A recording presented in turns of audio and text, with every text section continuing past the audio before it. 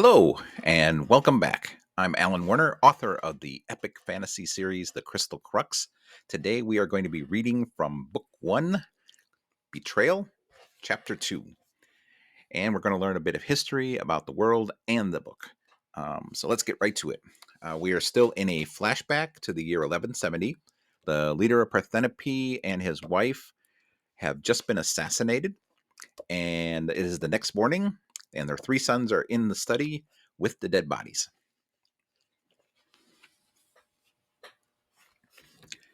Chapter 2, Scapegoats. 42-year-old Avenel Fabro stared at the fletching spearing his mother's chest. Still sitting upright, the shaft of the quarrel kept her body pinned to the back of the chair. He focused on her final moments, on the confusion and the helplessness she must have endured as life slipped away. When she died, he died. He sensed this truth in his bones, in his heart. The cold grip of her rigor mortis was creeping up inside of him and twisting him in knots. Avenel, however, expended no effort considering his father's pain. Tancred Fabro was gone, and good riddance to him and that putrid bearskin cloak. Since the curse of the foolish six fell over the city after the unexpected healing of Lady B, the Lord Commander had become increasingly unstable. He was obsessed with fortune tellers and magic. Few trusted Tancred's judgment anymore. Avenel stood to inherit everything. Parthenope was his, but the grim shadow of his mother's assassination made any joy seem morose. Avenel's siblings, Herardus and Turston, stood behind their father's desk, whispering with one another, their fingers busily pointing this way and that, actively dissecting the murder mystery. It was no mystery, for the boys knew what had happened.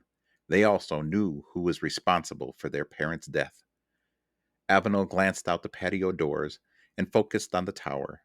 Above the banner was a loophole where the assassin had been positioned. The sun was shining. It was all lit up, standing guilty and in plain sight for all to see. Avenel ordered the guards from the room. When they were gone, the brothers gathered together over their parents' corpses. Avenel glared at Herardus. Herardus was the only one wearing armor, the silver plate of Parthenope's royal guard. How did this happen? Herardus was 2 years younger than Avenel, and Castellan of this great city. He was also a veteran, having opposed the aggression of Emperor Barbarossa in Italy. He was in the blood and the fury of the Milan Rebellion of 1162. He helped run off the anti-pope Paschal III in 1165, and serving as a mercenary, he crusaded under the banner of Amalek I with French knights at the Battle of Albamarine. Herardus Fabro had seen more of the world than his brothers, and he had killed more people as well. He was confident and he was proud, and, in his mind, the best man in the room. He was beyond intimidation. You were there, Herardus scolded. You saw what I saw. The room was dark. Someone was stirring around down here. We both assumed it was Tancred. When the moon came out from behind the clouds and Pa was sitting in his chair in his clean black shirt, I took the shot. How the fuck was I to know it was Ma? She's not supposed to be here. She's supposed to be in Melfi. How the hell did she get back in the city without us knowing? And why is she wearing Pa's shirt? We are going to pause here to explore a little history. The Viking Age, or the time of the Norse migrations, is roughly considered to be between 700 and 1050 AD. We often hear about their invasion of the British Isles and France to some extent. What we don't hardly hear is that they went everywhere. They went into Russia and Eastern Europe. They went to Iceland, Greenland, and North America. And they went into the Mediterranean or Middle Sea and settled in many places including Italy. The Fabro family is a fictional family, but I made them descendants of Norsemen. This is the Fabro family tree. Reginald was born while things were still barbaric, and he spent time in the far north, sailing back and forth with his father and other family members. Reginald was a giant and warrior. He told his grandsons tales about his deeds, the North and Norse legends and myths. Tancred and Melior's eldest son, Avenel, was battling depression. He had lost his wife and daughters years ago. Avenel was the castellan of the great city, but stepped down and Herardus took his place. So now we know the Fabro family comes from Norse lineage, and the three sons Avenel, Gerardus, and Tursten are responsible for their parents' death. They were planning on assassinating the father and ended up killing both the father and the mother. So now they have to decide what they're going to do. And we're going to skip ahead a little bit here. They were ready to deal with their father being assassinated, but they don't know how to handle it with their mother being assassinated. They know their mother had a great reputation around the city, and her being assassinated is probably going to raise a lot of questions, especially from the church. So they have to figure out what they're going to do.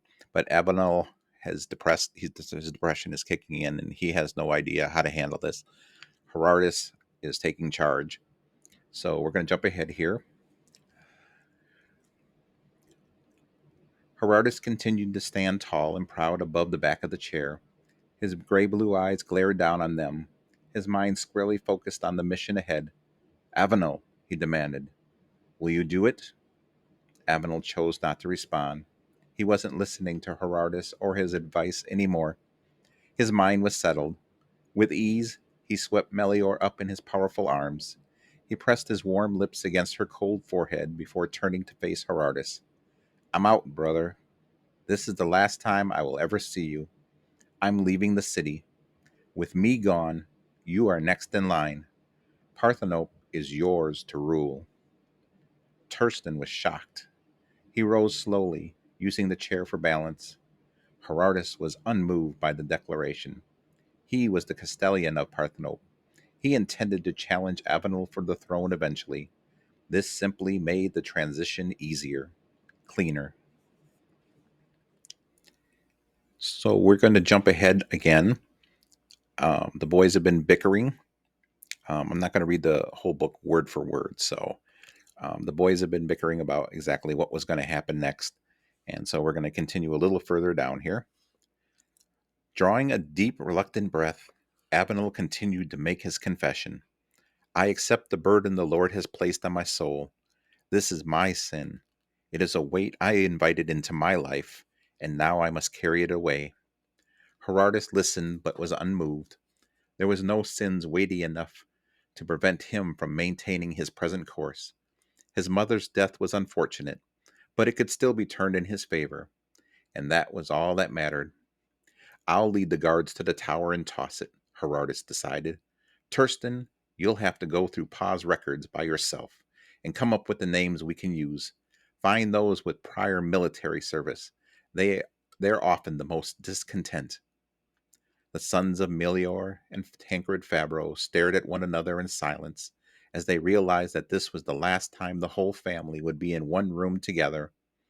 Avenel felt pity. Tursten felt scared. Gerardus felt ambitious. The fates have decided the matter, Gerardus announced. We must pull our heads out of the past if we intend to live.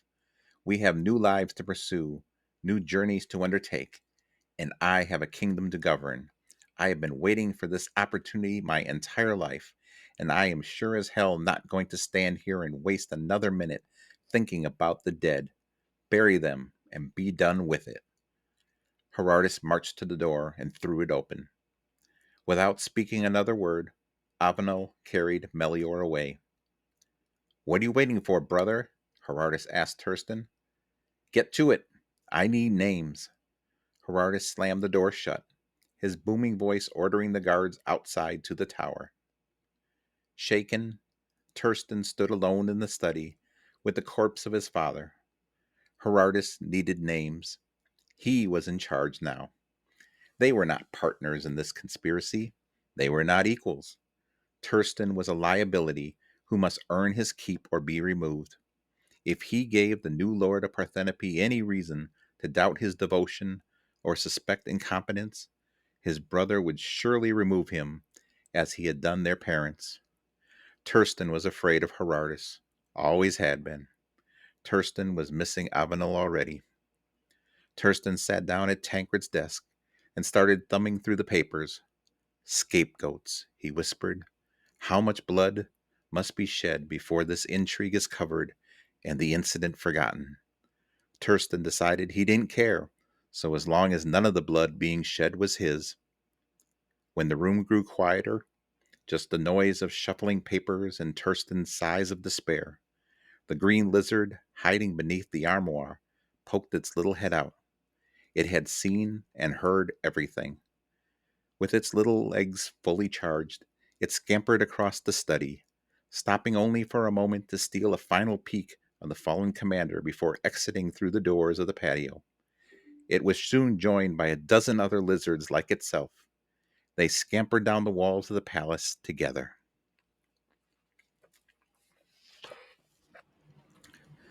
So Herardus is in charge, Avenel is leaving, and Tursten is scared.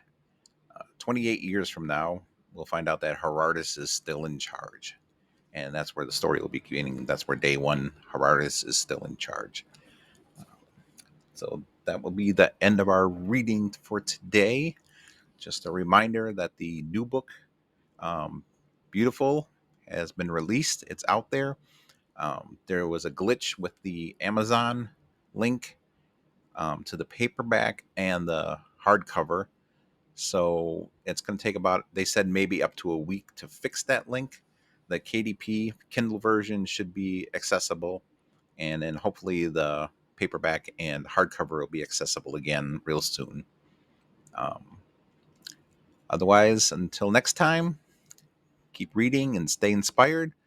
Bye bye.